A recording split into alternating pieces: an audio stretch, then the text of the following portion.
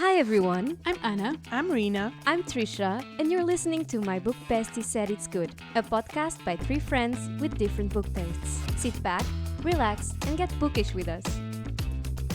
Hi everyone. Today we have London Sperry with us, author of Passion Project. Thank you for joining us, London. Thank you so much for having me. I'm so excited to chat.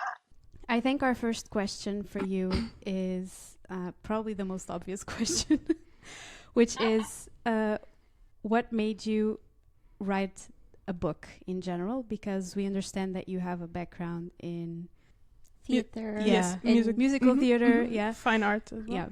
Yeah, so it's like actually a huge part of why I decided to write this book. So to give you like the life stories, I from the age of like 5 to 25, right? Like I was only interested in theater. Like that's all I ever had any interest in. I like hardly read in middle school. I hardly like I engaged with like the Hunger Games and John Green, like the really big books, but I was like so focused on one thing. And when it came time to decide what to do in college, like there was never any question. I was going to major in theater. I was going to be an actor on Broadway. And when you start to get into like the older years of doing something like that, it gets really intense. And you kind of have one singular focus, and they actually tell you if you picture yourself doing anything else in life, you should do that other thing because you don't love theater enough. So naturally, I'm very stubborn, and I decided I want to eliminate any other thing that could get in the way of theater. So I was basically like a robot, a theater robot. I had no like interests outside of it. So then when COVID hit and we all kind of had to step back and take some time to reflect and take inventory of our lives, I basically decided that theater was not what I wanted to do anymore. But that left a big question, which is like, okay, what fills this hole, this like big passion I've had for my whole life? What is left when that's all that I've ever done? So that's kind of where I started writing from. And then also naturally, I think a lot of us were reading a lot during the pandemic. And I discovered romance novels, and I was like, this is so much fun. I love this so much. I'm obsessed. I need to be a part of it. And because I'm not normal, I was like, well, now I have to be an author, I guess. So like, so yeah, that's kind of where it started. I just kind of exploded onto the page to work through like in Passion Project, Bennett is grieving a person, and for me, I was grieving like that identity and that passion that I had that I no longer had and felt sort of aimless. So yeah, so that's kind of the why of the book. And why a book? I don't know. I just decided to try it. And I'm addicted. I love it so much. And yeah, that's basically it. Okay, so would you say this is a passion that is going to stay? Oh yeah, yeah. I'm hooked. I'm into it. I love writing. It's definitely taken over the passion bubble of my life. Mm-hmm. You mentioned that this is your new love, but I feel in Passion Project that you still put in your love for theater. Maybe it's a stretch, but I feel like Bennett having two loves at the end, more or less. She's able to have two loves. And I feel like maybe it's also for you. You can have these two loves to yourself. Yeah, I mean, I think it was important. Like I certainly found, my passion, but I think it was important to highlight that it's not for Bennett, it's not like an all-consuming thing that she like finds the key to and she's suddenly happy. Like I wanted it to be like it's a little bit Henry, it's a little bit just trying new things, it's a little bit eventually she decides to be a grief counselor, but it's a little bit of all of those things. And yeah, they can live simultaneously with each other, and you don't have to choose. Do you have any other hobbies besides, you know, Oh my your gosh. main work I'm as so artist? I tried to knit. I really suck at it. I'm really bad at knitting, and I found that I could read less because I wasn't doing audiobooks at the time. So I was like, if I'm knitting with my hands and not reading a book, and that kind of bothered me. So I now listen to audiobooks regularly. I love them, and so maybe I should pick it up again. But um, I've tried playing the piano. I've tried like the guitar, knitting. Um, I wouldn't say I have one that feels like something I want to stick with, but I think it's important to just keep trying things. Mm-hmm. I wasn't familiar with audiobooks until we started the podcast, and it completely changed my life.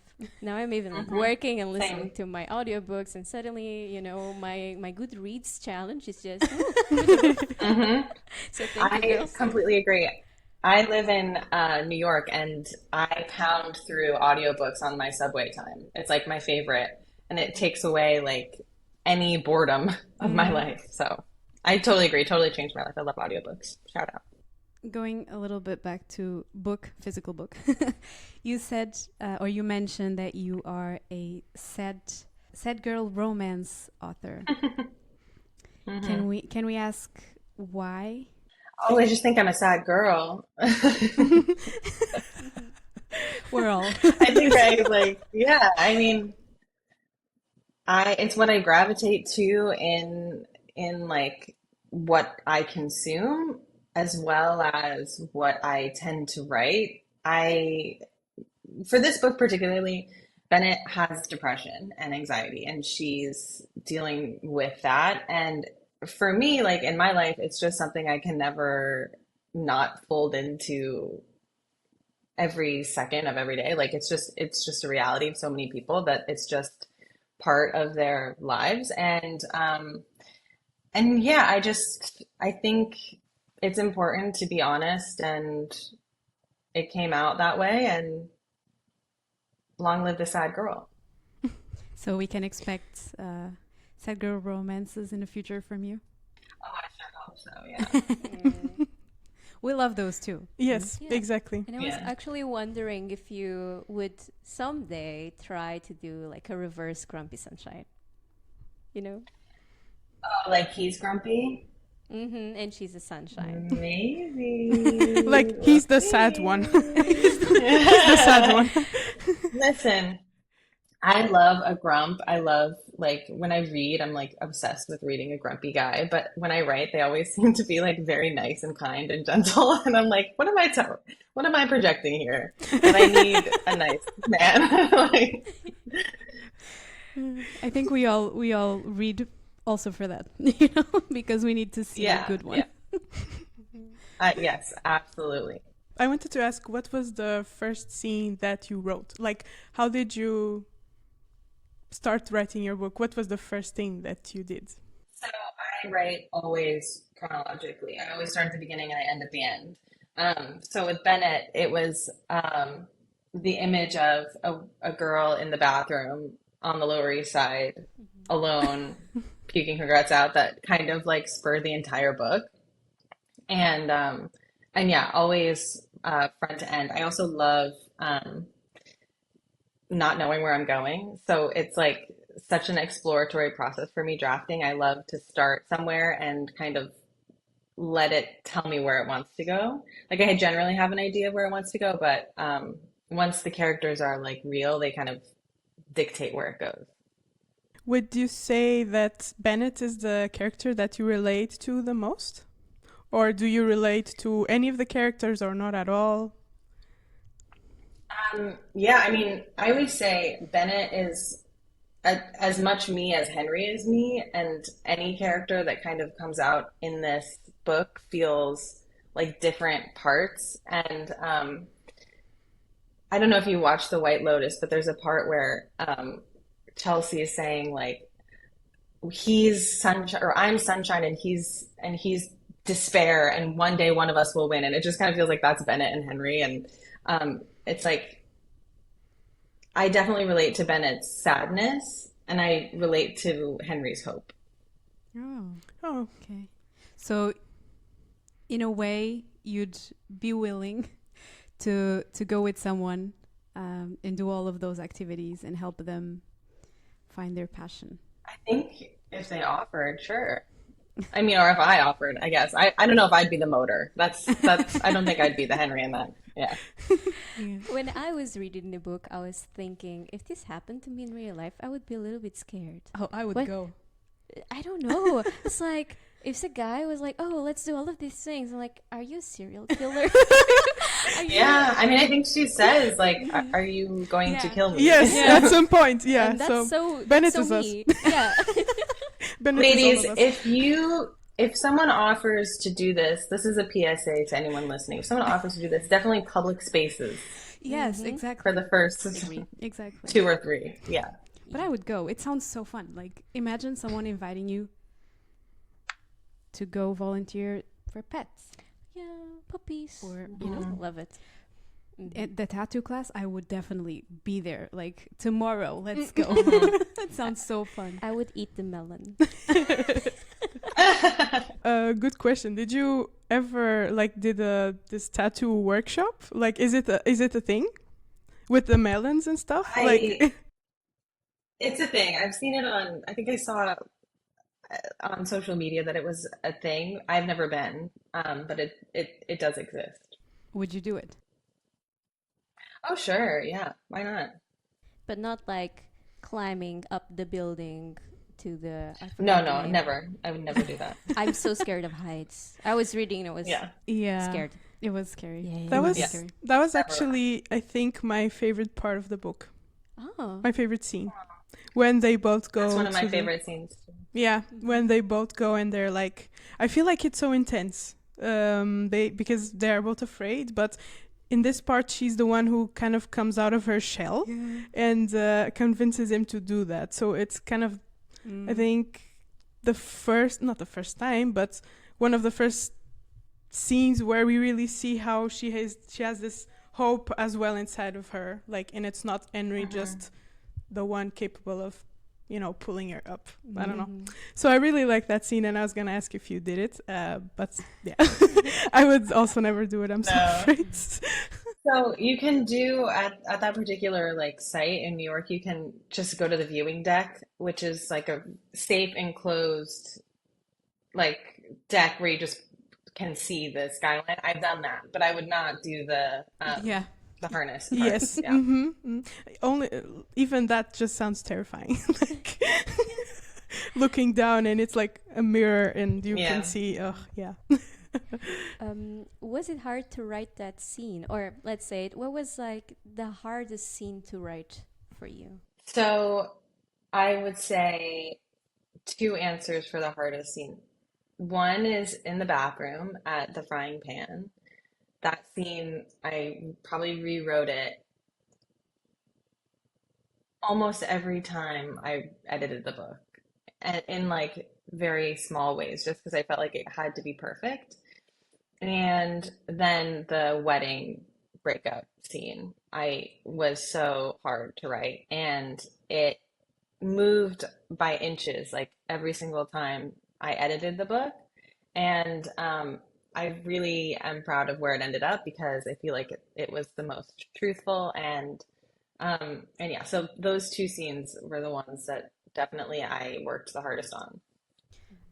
We read that you visited the frying pan, the bathrooms, the frying pan. I actually have never been to the frying pan.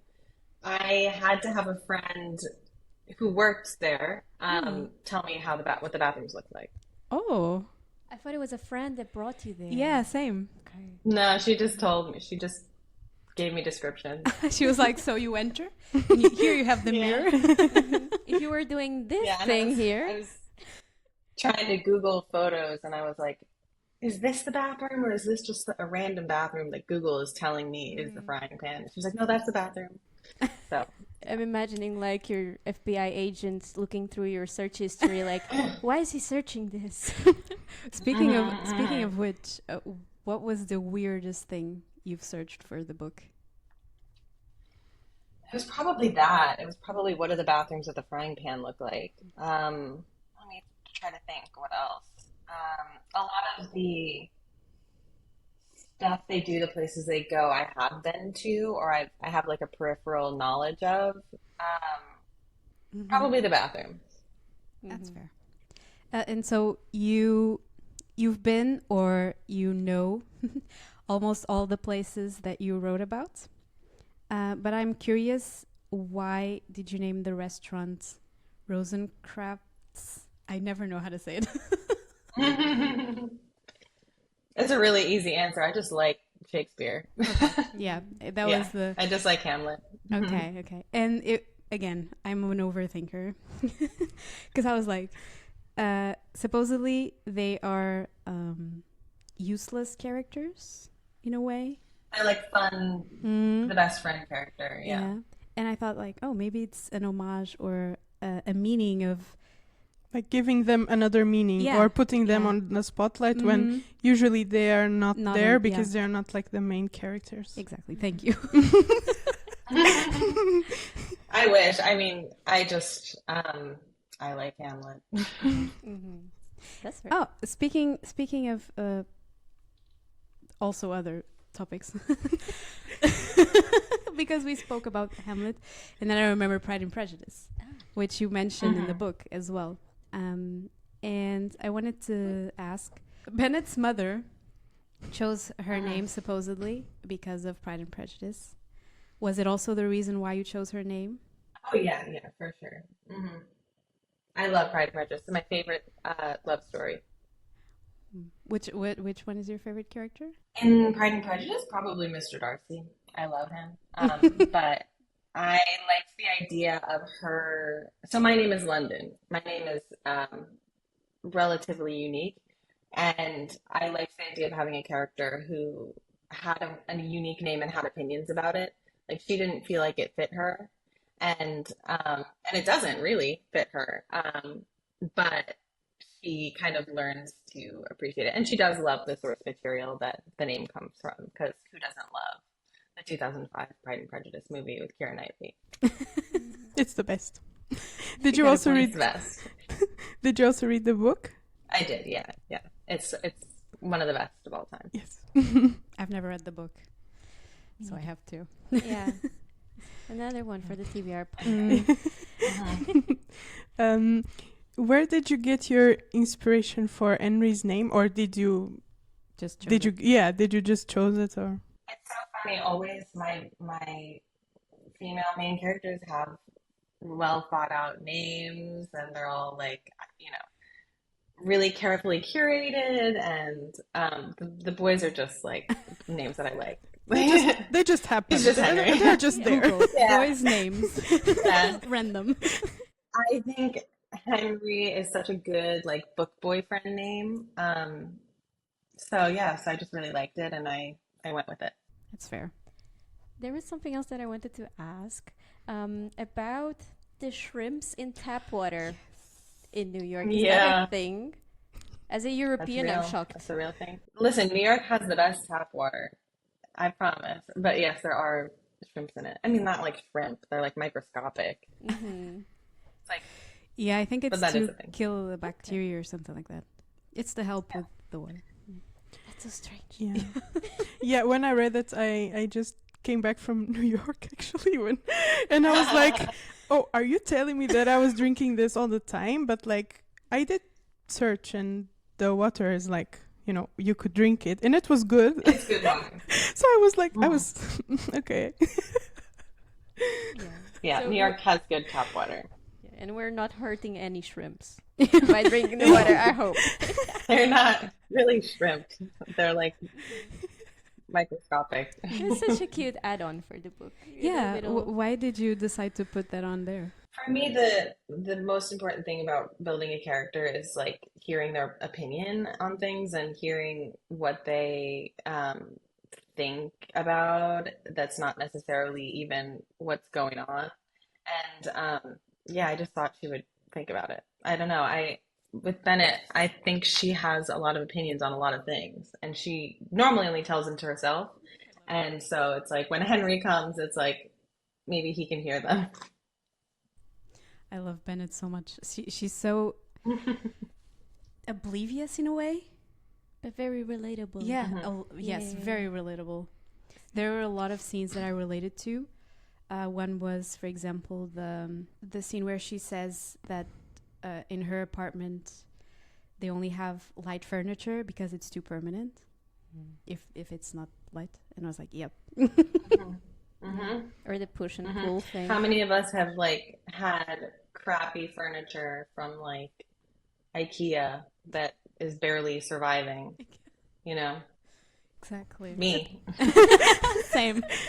I think it's just like big city life because especially when you move somewhere, you're just not sure if you're gonna stay there forever. So yeah, I think that's why we feel that as well. Yeah, girls. for sure. Also with the push and pull thing, this happens to me all the time. I feel like such an idiot. I loved her dramatic scene. Like, why is this happening to me? And then he just comes and be like, it's a push. I loved it so much. Yeah, we've all done that. We've all felt like dummies. Do you have like a dream cast for your characters? It's so funny. I don't picture them as like actors or humans, so I'm open to suggestions, but I don't have a like a creative mind that way in terms of like who they would be dreamcast as. Well, I actually see you. But if anybody ever like has suggestions, I'm totally open to hearing them. I just, you know. I actually see you as Bennett. Ah!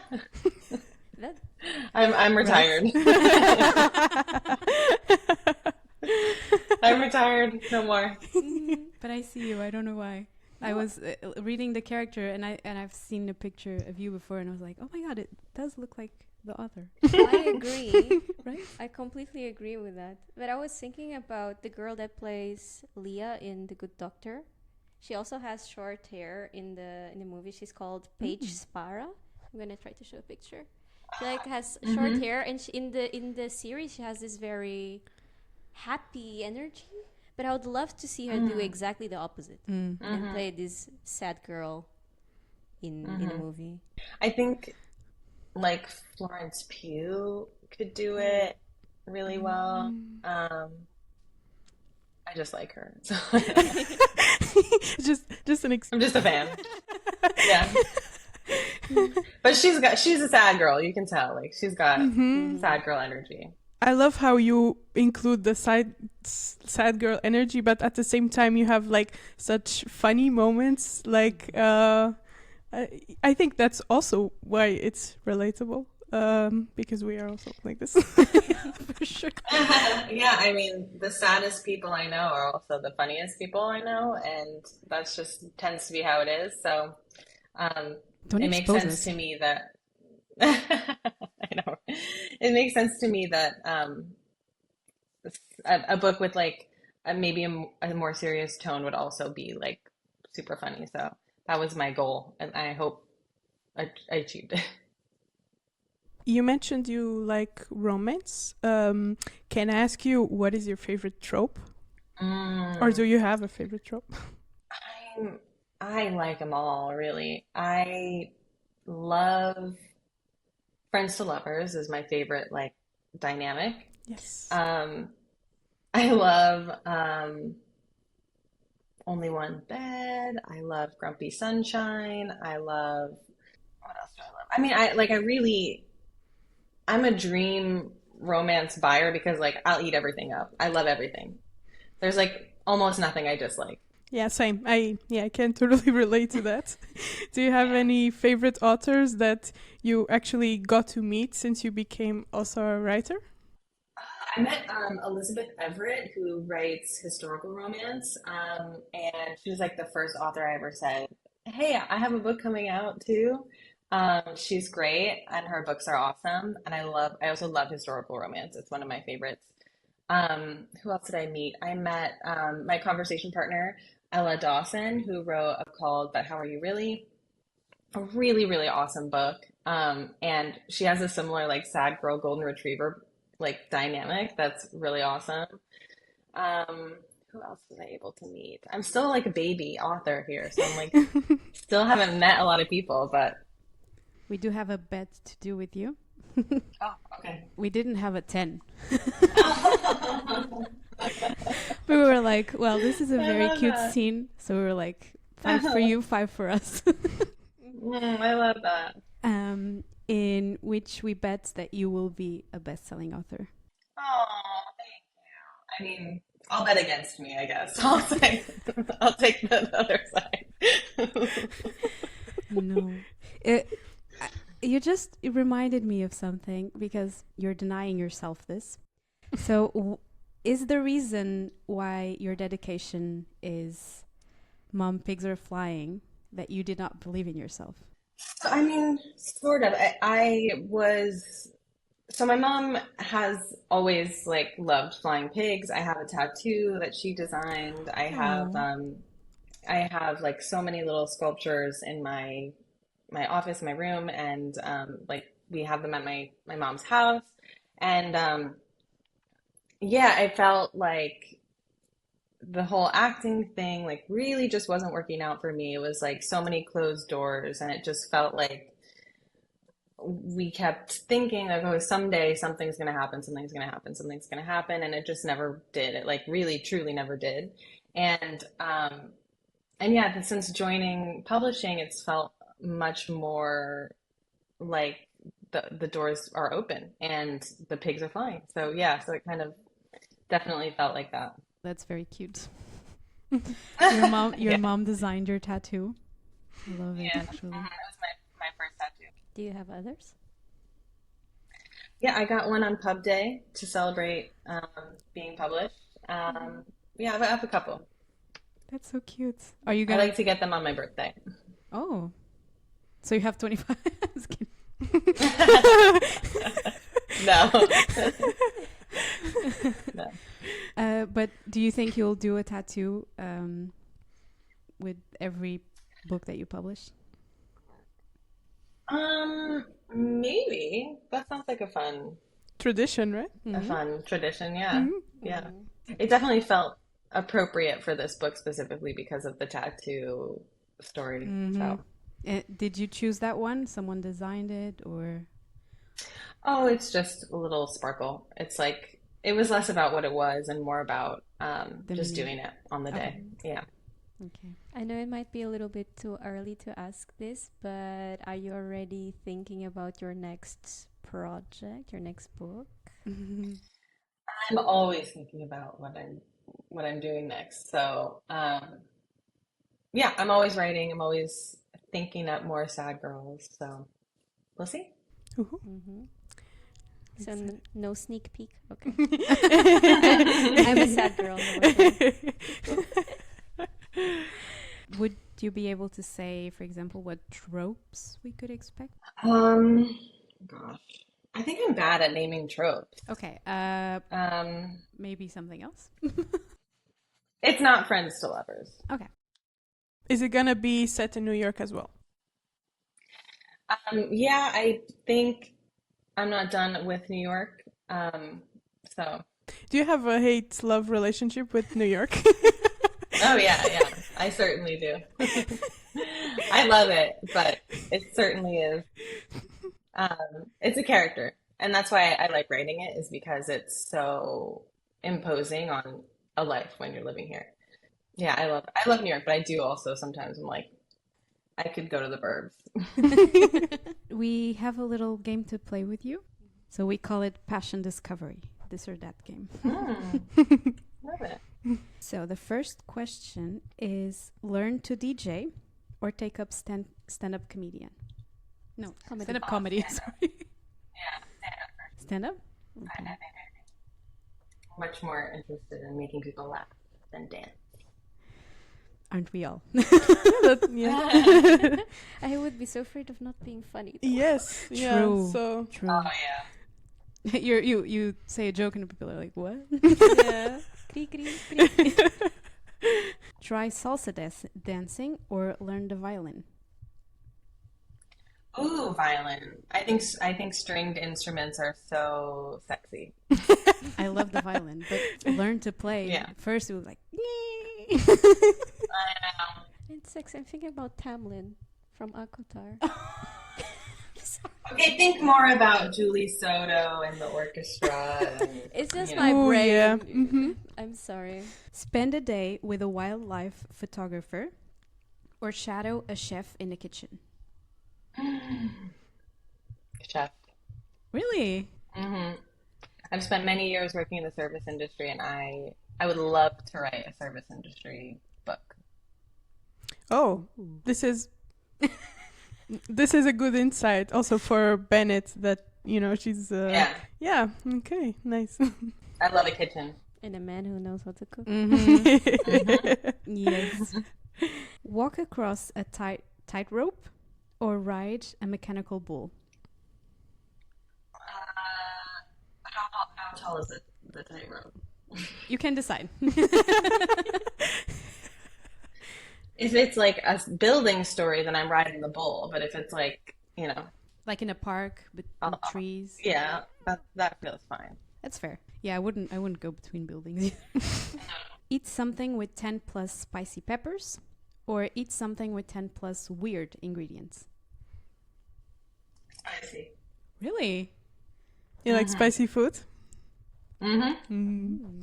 I like spice, and I love watching like the YouTube show Hot Ones. That's like my favorite. So I would definitely do that. I can't take spice. I can a little bit, but still, it's just too much. If you cry, you know it's good. That sounded very bad. I was gonna say. No, when it's spicy to the point that makes you cry, you know it's a good spice. Okay, just girls. That's a good one.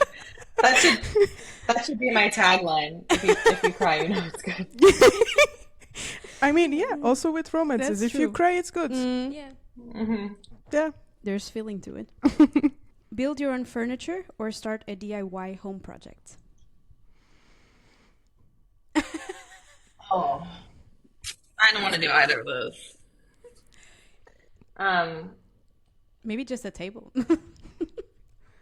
Yeah, I'd rather build a table. I'm terrible with crafts. Okay. I'm like not a crafty person.